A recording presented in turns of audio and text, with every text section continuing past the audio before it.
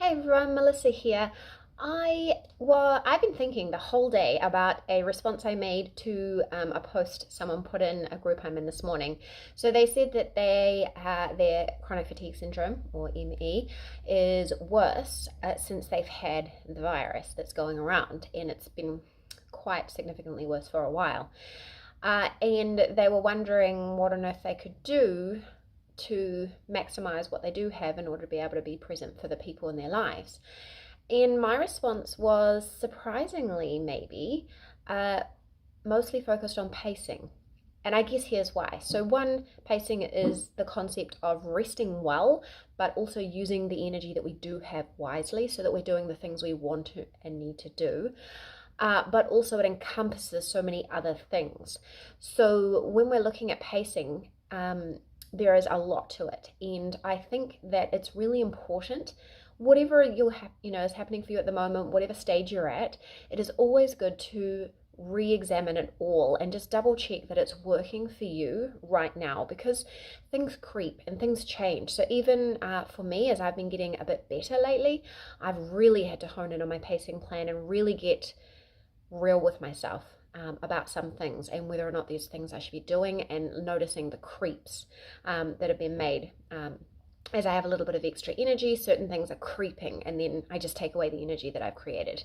But the same thing applies if you have a period where you've moved a bit backwards. So, for example, looking at what you're doing in your wake time and how you're using your wake time, and are you alternating correctly between activity and rest. So what is that for you right now? For example, is it doing 5 minutes of activity and 15 minutes of rest? And are the rest periods you're doing the right ones for you right now? Do you need complete bed rest in a quiet room with no noise?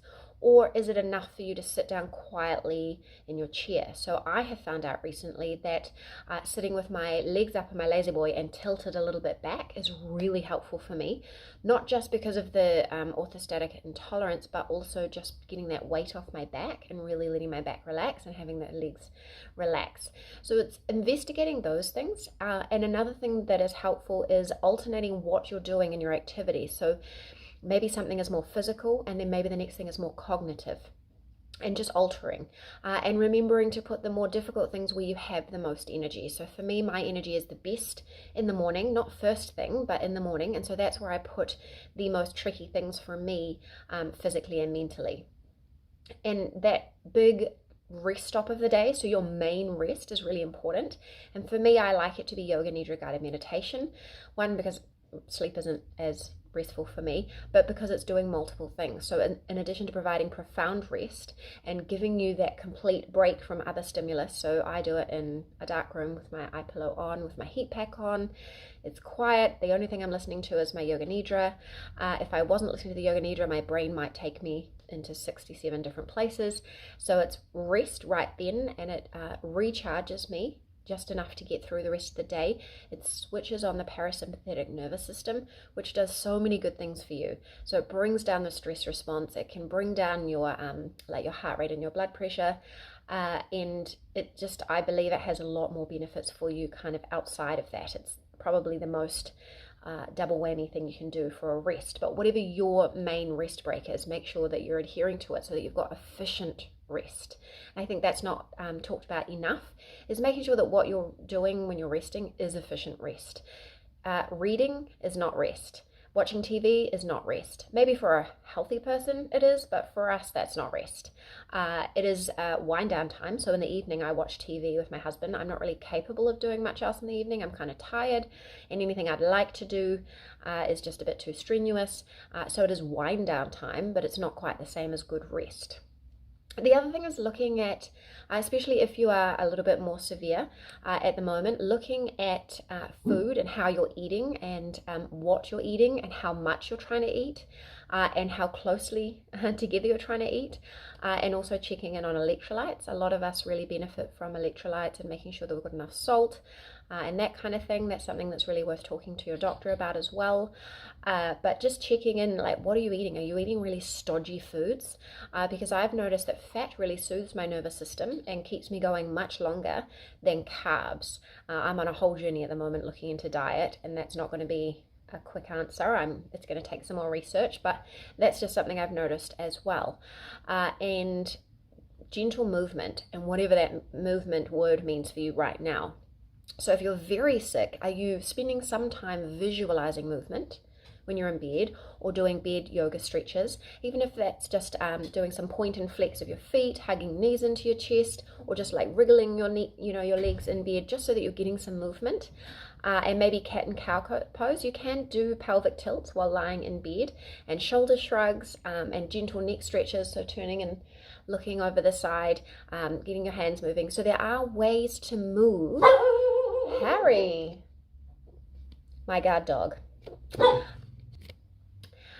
So there are ways to move even if you're not going for a run, which I will never do, but also looking at how you are moving, because sometimes we think that we're okay with what we're doing and it's actually not okay. So for some bizarre reason, I get post-exertion malaise pain, and it will happen like 24 to 48 hours later, and I get extreme pain in my legs.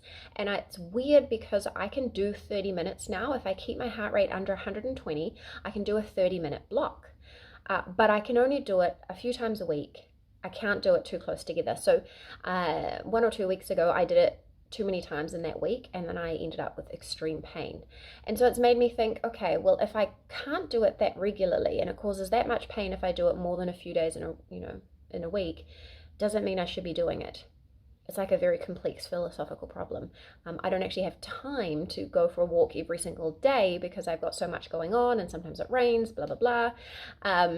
But so would doing 15 minutes every day be better for me? I don't know, but it is definitely something to experiment with, and look into if you think you're getting away with it, or you actually are. And looking into ways to make things easier, because you don't need to use so much energy for certain things. Can you sit down when you're folding the washing? Can you use a stool when you're like preparing foods in the kitchen?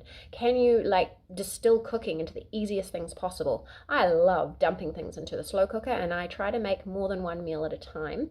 I hate cooking, so I have that motivation as well. Or do you need to have a seat in the shower? All sorts of things like that. Sometimes, like, we've had some events lately that have been a bit late in the evening. By the time you get the kids down, you're exhausted. You know what I do when I'm taking off my my makeup? I sit on the kids' stool in the bathroom to take off my makeup. I sit on. It's teeny tiny things to make things easier. I don't need to sit down in the morning I'm lazy and I have a lot of hair. So I just straighten the front bit so it feels tidy for me. That feels nice. And I've started just sitting down on my bed to do it. And it just conserves that little bit of energy. So the short answer to this very long answer is double check your pacing. If you're suddenly backwards, I don't know if it's the time to suddenly experiment. You want to take baby steps, but I think look into pacing, and also maybe just double check your pacing even if you aren't. Let me know, have you had any kind of situation like this, or have you been examining your pacing? Have you found anything interesting? Share that with us, and I'll catch you next time.